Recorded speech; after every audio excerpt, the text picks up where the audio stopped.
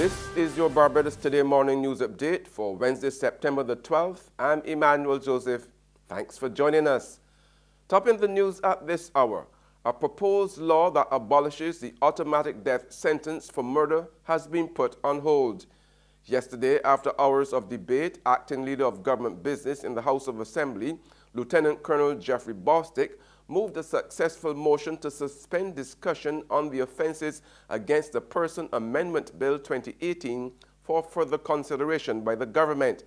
Now, the decision followed immediately after some issues were raised by Cabinet Ministers Kirk Humphrey and Charles Griffith and government backbencher and senior defense attorney Ralph Thorne. One of Thorne's concerns with the bill was that it puts the responsibility in the hands of a single judge to sentence a convict to death. I want to submit to you, Your Honor, and I want the public that feels very, very strongly on the issue of the death penalty to consider whether the responsibility, the heavy and final responsibility of passing a sentence of death should fall on one person, whether it should fall alone on the shoulders of a judge, or whether, as in some jurisdictions in the United States, that grave and weighty decision should be made by a panel of 12 persons, and whether that panel of 12 persons will be allowed only to pass that sentence of death if they are unanimous. In his contribution, Minister of Maritime Affairs and the Blue Economy, Kirk Humphrey, called for wider public discussion on the death penalty, while at the same time supporting the proposal to abolish the mandatory death sentence. Humphrey shared the concerns of Griffith regarding the plight of persons from the lowest socio-economic bracket in society who end up on the wrong side of the law.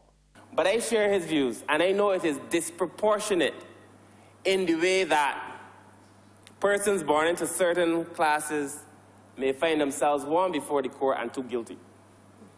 And that has always bothered me about the death penalty. In other news now, a somber mood gripped the Bridgetown Fish Market as family and fisherfolk reflected on the life of Stephen Molly Small, who died after being robbed and stabbed on Thursday evening. Relatives and colleagues could not contain their grief, with some of them openly weeping for a man they said was a good man who did not deserve to die a horrid death.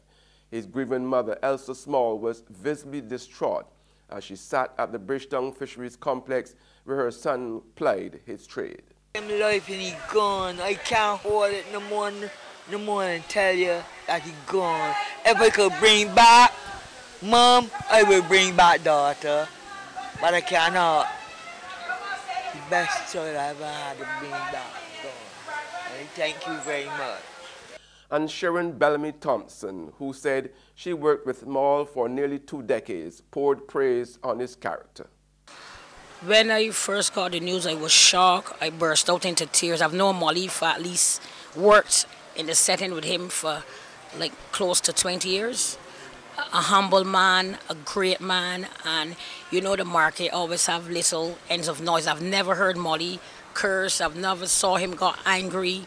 You know, everything. This man is a gem, to reckon with, a gem.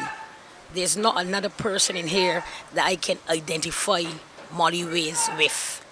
Bay Primary School will reopen this morning, 2 days after the start of the new academic year. The school had been closed Monday to allow for the completion of industrial cleaning.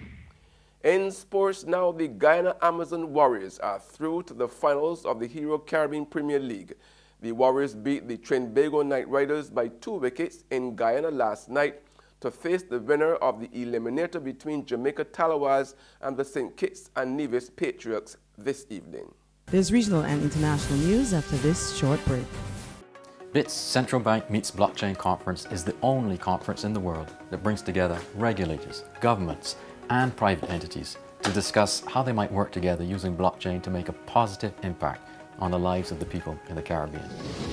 We are so proud to host this forum, which allows for constructive dialogue and engagement because it recognizes the transformative potential of distributed ledger technology and the work that BIT is doing in the region.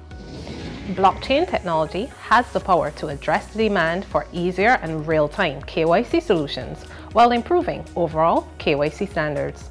With the advent of digital currency, these AML solutions can strengthen compliance like never before. We have an excellent lineup of speakers, including our keynote speaker, the Honourable Mia Mottley, Prime Minister of Barbados, the Honourable Alden McLaughlin, Premier of the Cayman Islands, Dr. Jack Meaning, economist from the Bank of England, Therese Turner-Jones, the General Manager for the Caribbean Division of the IDB, and many more noteworthy speakers who you don't want to miss. The Inter-American Development Bank supports this event and is our platinum sponsor. We're so grateful to them for their support and acknowledgement of our work. We hope you can join us on September the 18th, 2018 at the Hilton Barbados Resort to hear what leaders in the region and in the blockchain space have to say about the role of blockchain technology in promoting social inclusion, financial empowerment and economic growth for this and future generations. See you there.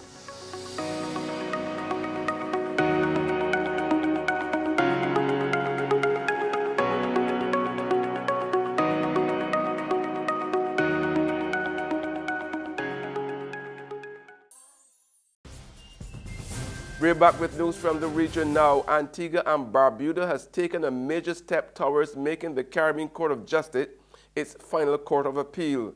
Yesterday, the lower house of Parliament voted in favor of the move, but opposition leader Jamal Pringle and Barbuda MP Trevor Walker abstained when the divide was taken on the Constitution Amendment Bill. The bill still needs to be passed by the Senate and 2/3 of the voters during the November 6th referendum. The Antigua and Barbuda Constitution Amendment Bill is the first law that will require the approval of 2/3 majority in a referendum for passage. Members of the House of Representatives led the way on Tuesday. The bill was introduced by Attorney General the Honorable Stedboy Benjamin, who praised the Caribbean Court of Justice for its accessibility and independence. There is no influence, direct or indirect, by any politician. So those persons in Antigua and Barbuda who go around and spread false rumors that politicians have an input in appointment, not tal go so. It's not true.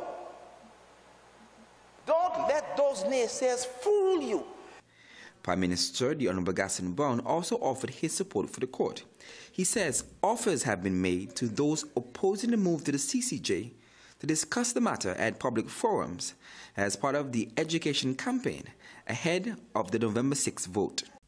And on the international scene, a 12-year-old boy in the United States accused of walking into a classroom with a handgun, pointing it at his teacher and pulling the trigger is in custody on a charge of attempted murder. Court papers say the gun did not go off as the safety catch was on. The teacher then managed to talk him down and disarm him. The incident happened at a junior high school in Iowa on August the 31st. The school was put on lockdown and police seized the gun. And that's news, but for the very latest, visit our website at www.barbadostoday.bb. You can also subscribe to our e-paper, email updates, or like us on Facebook, and sign up for breaking news alerts via WhatsApp. We are also on Izumi Media in bus terminals, as well as screenplay at supermarkets and gas stations near you. Now, you can also hear us on Mix 96.9 FM. I'm Emmanuel Joseph. Have a fantastic day.